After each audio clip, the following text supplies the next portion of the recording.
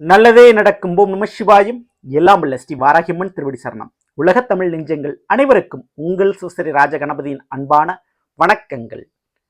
இன்றைய பதிவில் நிலையான முடிவுகள் நிம்மதியை கொடுக்கும், தவம் இருந்தால் 4 விஷயத்தில் வரம் கிடைக்கும் நிச்சயம். ஆமாங்க, யாருக்கு? கன்னிராசியில பிறந்தவங்களுக்கு தமிழ் புத்தாண்டு குரோதி வருடத்தினுடைய பலன்களை பற்றி பார்க்க போறோம். ஸோ பதிவை ஃபுல்லா பாருங்க. மேலும் நம்ம சேனல்ல குரு பயிற்சி பலங்கள்லாம் பதிவிட்டாச்சு, பார்க்கலைன்னா நம்ம சேனல்ல போய் விசிட் பண்ணி பார்த்து பயன்பெற்றுக் கொள்ளுங்கள். மறக்காம நம்ம சேனலை சப்ஸ்கிரைப் பண்ணிங்க, கூட தர பெல் ஐகானை பிரஸ் பண்ணிட்டு பக்கத்துல ஒரு ஆல் ஆப்ஷன் அதை தவறாம செலக்ட் பண்ணி வச்சுங்க. அவ்வளவுதான், நான் பதிவிடக்கூடிய அடுத்தடுத்த பதிவுகள் உங்களுக்கு உடனுக்குடன் நோட்டிபிகேஷனாக வந்து சேரும். கன்னி ராசியில் பிறந்த நண்பர்களே, இந்த வருடம் சுபகிருது வருடம் முடிந்து குரோதி வருடம் பிறக்கப் போகிறது. தமிழ் புத்தாண்டு சித்திரை மாதம் 1ஆம் தேதி, ஏப்ரல் மாதம் 14ஆம் தேதி இந்த வருஷம் பிறக்க போகுதுங்க. தமிழ் புத்தாண்டு தொடக்கத்துல கன்னிராசியில பிறந்தவங்களுக்கு எப்படி இருக்கும்? தொடக்கமே ஒரு நல்லது ஒரு தொடக்கமா இருக்கு. காரணம்னா சுபகிரகமான குருவோடைய பேச்சையை நீங்க சந்திக்க போறீங்க. அது குறிப்பா கன்னிக்கு அஷ்டம வீடு 8ஆம் வீடான அஷ்டமத்தில் மறைந்திருந்த குருவான் மேச ராசிலிருந்து விலகி ரிஷப ராசிக்கு போறாரு. எப்போ? மே மாதம் 1ஆம் தேதி. அதுவும் பாக்கியஸ்தானத்துக்கு போறாரு. மேலும் குரு பார்வை உங்களுக்கு கிடைக்க போகுது. குருபலன் கிடைக்கக்கூடிய வருடமாக இந்த தமிழ் புத்தாண்டு உங்களுக்கு இருக்க போது. அது எந்த மாற்றம் இல்லை. குரு பயிற்சிக்கு பிறகு வேற எந்த பெரிய கிரகங்களோட பயிற்சியும் இல்லை. பெரிய கிரகங்கள் நான் சொல்றது ராகு கேது சனி ஸோ போன்ற பெரிய கிரகங்களோட பயிற்சி கிடையாது. ஸோ குரு பயிற்சியே உங்களுக்கு நல்லதொரு பயிற்சியாக இருக்க போது. குறிப்பா பாக்கியத்தில் அமரக்கூடிய குரு 5ஆம் பார்வையா உங்களை பார்க்கிறாரு. குரு பார்வையும் கிடைக்கிறது, குரு பலனும் கிடைக்கிறது. ஸோ கன்னிராசிக்காரங்களுக்கு கண்டிப்பா கல்வியிலும் ஞானத்திலும் ஒரு தெளிவு கிடைக்கும். ஸோ கண்டிப்பா படிக்கின்ற விஷயத்துல கொஞ்சம் பொறுமையா இருந்தா போதும். நீங்க அதே போல கிடைக்கக்கூடிய வாய்ப்புகளை சரியா நீங்க பயன்படுத்தினால் போதும். ஸோ இந்த தடவை வாய்ப்புகள் உங்களை தேடி வரும். ஏன்னா கேதுவான் ஞானக்காரர்கள் உங்களுடைய ராசியில இருக்கிறார். ஸோ வேறு மாநில தொடர்பு, வெளிநாட்டு தொடர்பு, வேறு நண்பர்களுடைய பழக்க வழக்கங்கள், உங்களுடைய வாழ்க்கை பாதை வேறு திசையில் திரும்புவது போன்ற மாற்றங்கள் நிகழக்கூடிய வருடமாக இந்த குரோதி வருடம் இருக்கும். ஸோ அது நல்ல விதமாக இருக்கும். காரணம் என்ன? குருவானுடைய பார்வை கிடைக்குது. ஸோ அப்படிப்பட்ட ஒரு மாற்றம் கண்டிப்பான முறையில் நடக்கும். படிப்பு விஷயம் உங்களுக்கு யோகத்தை கொடுக்கும். புதுசாக நீங்கள் கற்றுக்க போவீங்க கண்டிப்பான முறையில். அது ஏதாவது ஒரு விஷயம் உங்களுக்கு எந்த வயதாக இருந்தாலும் இந்த வயதிலும் நீங்கள் புதிதாக ஏதாவது ஒன்றை கற்றுக்கொள்ளப் போவீர்கள். அதை கற்றுக்கிறதுனால உங்களுடைய வாழ்க்கையில் அது மிகப்பெரிய ஒரு பலனை கொடுக்கும், ஒரு உதவியாக இருக்கும். ஸோ அந்த கல்விக்குண்டான யோகம் உங்களுக்கு இருக்குது. வெளிநாட்டு தொடர்பு, வேறு மாநில தொடர்பு, வேறு மதத்தவர்களுடைய தொடர்புகள் ஏற்படும். ஸோ அப்படிப்பட்ட நட்புகள் வட்டாரம் உங்களுக்கு விரிவடையும். ஸோ ஞானமும் கல்வியும் கிடைத்து அதனால் மிகப்பெரிய ஒரு பக்குவத்தை நீங்கள் அடைப்பீங்க. அது இந்த வருஷத்தில் கண்டிப்பாக முதல் விஷயமாக உங்களுக்கு நடக்கும். ஸோ இரண்டாவது, நீங்கள் உதவியை எதிர்பார்த்து அடுத்தவங்களை நம்பி இருந்திருப்பீங்க இல்லையா? ஸோ இனிமேல் அந்த ஒரு நிலைப்பாடு உங்களுக்கு இருக்காது, மாறிவிடும். ஸோ உங்களுடைய செல்ஃப் இதோட நீங்கள் ஸ்டெடியாக நீங்கள் இருக்க போகிறீங்க.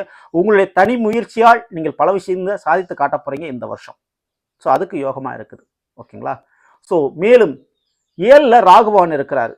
உறவால் வரவு நிச்சயம். சில பேருக்கு உறவே வரவாக கிடைக்கும்.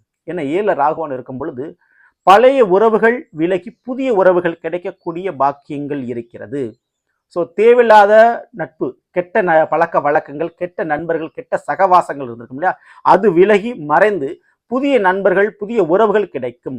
ஸோ திருமண வாழ்க்கையில சின்ன பிரச்சனைகள், பிரிவுகள் இருந்தாலும் குரு பலன் இருக்கிறதுனால மீண்டும் ஒன்று சேருவதற்கு வாய்ப்பு உண்டு. பிரிந்த கணவனை ஒன்று சேருவார்கள். திருமண தடை உள்ளவர்களுக்கு இந்த குருபலன் கிடைப்பதால் இந்த குரோதி வருடம் திருமணம் கைகூடி வரும்.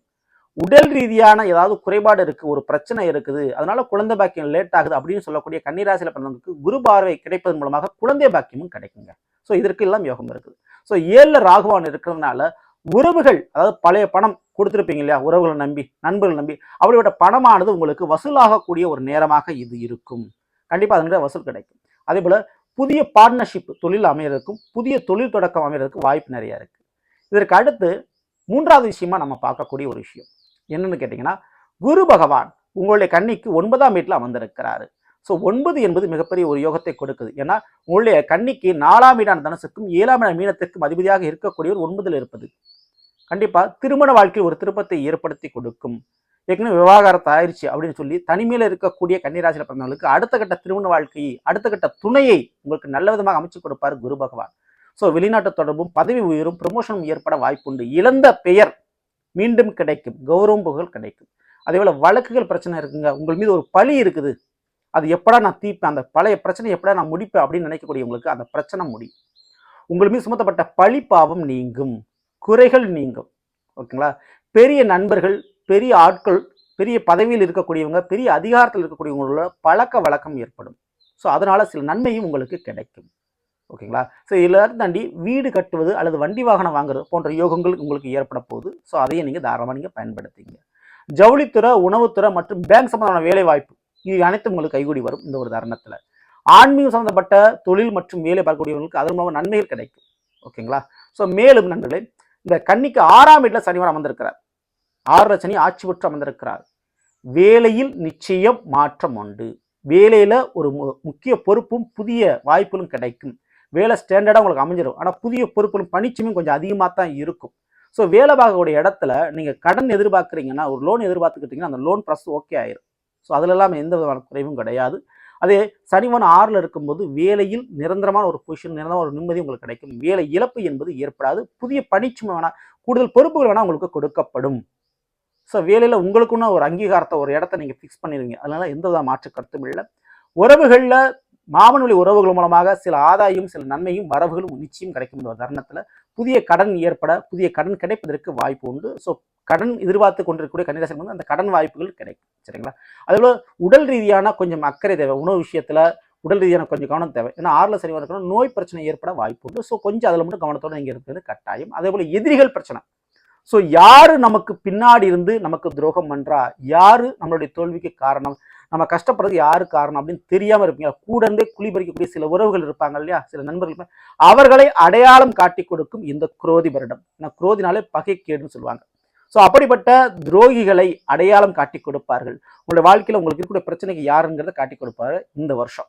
ஸோ அப்போ எதிரி யாரு, துரோகி யாருன்னு தெரிஞ்சுட்டா ஏற்படக்கூடிய பிரச்சனையிலிருந்து நம்ம சரி பண்றதுக்கும் தப்பிக்கிறதுக்கும், சூழ்ச்சியும் தப்பிக்கிறதுக்கும் ஒரு வழி கிடைக்கும் இல்லையா, அப்படிப்பட்ட வழி பிறக்கும் இந்த வருடத்துல. அது எந்த மாற்று கருத்தும். ஸோ ஆக மொத்தம் இந்த 4 விஷயத்துல பொறுமையும் விழிப்புணர்வோடு இருந்து நீங்கள் செய்யக்கூடிய தவம் தான் உங்களுக்கு 4 வரத்தை கொடுக்கும் இந்த வழிகளில். ஸோ அப்படிப்பட்ட வரம் கிடைக்கணும்னா இந்த 4 விஷயத்திலும் நீங்கள் பொறுமையை கையாள வேண்டியது அவசியம். கொஞ்சம் விழிப்புணர்வு அவசியம் இருக்கணும். அதே போல வேகத்தையும் செயல்படுத்த வேண்டும். சில காரியங்களை நாளைக்கு பண்ணிக்கிறேன் அப்படின்ற சோம்பேறித்தனத்தை தவிர்ப்பது நல்லது. அந்த சோம்பேறித்தனம் ஏன் ஏற்படும் உங்களுக்கு அப்படின்னா, கேதுவான் இருக்கிறார். ஸோ ஒரு வாழ்க்கையில் ஒரு விரக்தி, தனிமை, ஒரு சோம்பேறித்தனம், நாளைக்கு பார்த்துக்கலாம், பண்ணி இந்த வேலையை செஞ்சு நமக்கு என்ன பலன் கிடைக்க போகுது அப்படின்ற அந்த ஒரு விரக்தி ஏற்படும். ஸோ அந்த விரக்தியால் நீங்கள் செயல்படாமல் போவீர்கள். ஸோ அந்த ஒரு சோம்பேறித்தனம் மட்டும் இல்லாமல் இருந்து விட்டால் கண்டிப்பாக இந்த வருஷத்தில் உங்களுக்கு இந்த 4 வரம் நிச்சயமான முறையில் கிடைக்கும். இது எல்லாத்தையும் தாண்டி ஜென்மத்தில் கேதுவன் இருக்கிறதுனால கன்னிராசிக்காரங்க கண்டிப்பாக விநாயகருடைய வழிபாடு, ஜீவ சமாதிகளோட வழிபாடு, ஆன்மீக குருமார்களுடைய வழிபாடுகளை கண்டிப்பாக பண்ணுங்க. தோல் வியாதி உள்ளவர்களுக்கு மருத்துவ தானம், மருத்துவ உதவி செய்யுங்க. கண்டிப்பாக மேலும் உங்களுக்கு நன்மைகள் நடக்கும். முக்கியமாக முன்னோர்களுடைய வழிபாடு தவறாமல் பண்ணுங்க. உங்களுக்கு கண்டிப்பாக இருக்கக்கூடிய தோஷங்கள் நிவர்த்தி அடையும். சரிங்களா? ஸோ இதை மட்டும் பண்ணீங்க.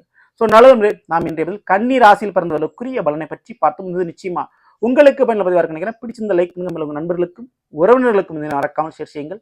இதுவரை நம்மளுடைய சேனலை சப்ஸ்கிரைப் பண்ணாமல் இருக்கிறவங்க சப்ஸ்கிரைப் பண்ணிங்க. கூட இருக்கிற பெல்லைக்கான பிரஸ் பண்ணிட்டு பக்கத்தில் ஒரு ஆளுநர் ஆப்ஷனை தவறாமல் செலக்ட் பண்ணி வச்சுங்க. மேலும் அடுத்து நிற்போம். நன்றி, வணக்கம். நல்லதே நடக்கும். ஓம் நம சிவாயம். எல்லாம் வல்ல ஸ்ரீ வாராகியம்மன் திருவடி சரணம்.